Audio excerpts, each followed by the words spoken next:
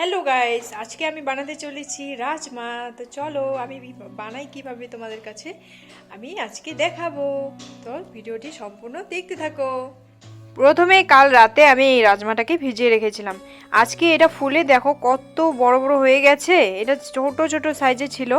ওর বাবাকে আমি বললাম যে এইগুলোর কি চোকলাগুলো ছুলতে হবে, তো বললো যে না, তোমার এই সব চোকলা কিছু ছুলতে হবে না, তুমি এটা ঘুগনির মতো করে বানাও। তো আমি ভাবলাম যে ঠিক আছে, চানার তরকারি যেভাবে বানানো হয় কাঁচা চানা, তো ওইভাবে এটাকেও আমি ওইভাবে বানাচ্ছি। আমার কাছে মশলা বলতে তেমনি একটা মশলা এখানে কিন্তু আমি দেব না, সিম্পলভাবে আমি বানাবো।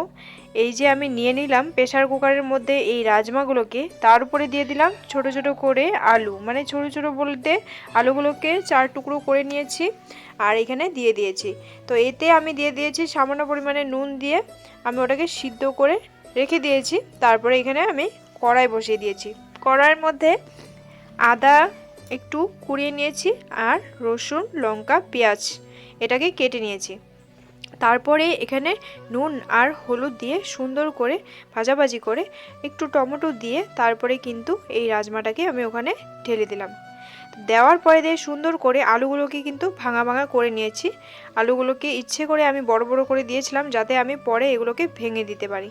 তো তারপরে একটু নাড়াচাড়া করেই তারপরে জল দিয়ে দিলাম আর সুন্দর করে কিন্তু আমার রাজমাটা তৈরি হয়ে গেল। এতে আমার ঝামেলার কিছুই নেই, মানে খেতেও দারুণ লাগে আর রান্না করতেও ভীষণ ভালো লাগে, কেননা অনেক তাড়াতাড়ি হয়ে যায় এই রেসিপিটা। আর বানানো যায় অনেক রকমভাবেই, কিন্তু আমি আজকে সিম্পল বানালাম।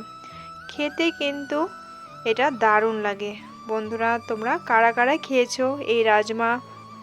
আমি একবার চোকলাটাকে ছুলে বানিয়েছিলাম, কিন্তু আজকে চোকলাটা ছুলে বানালাম না।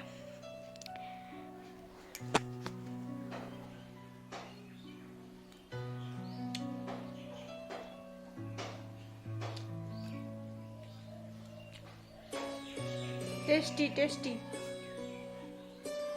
একদম টেস্টি।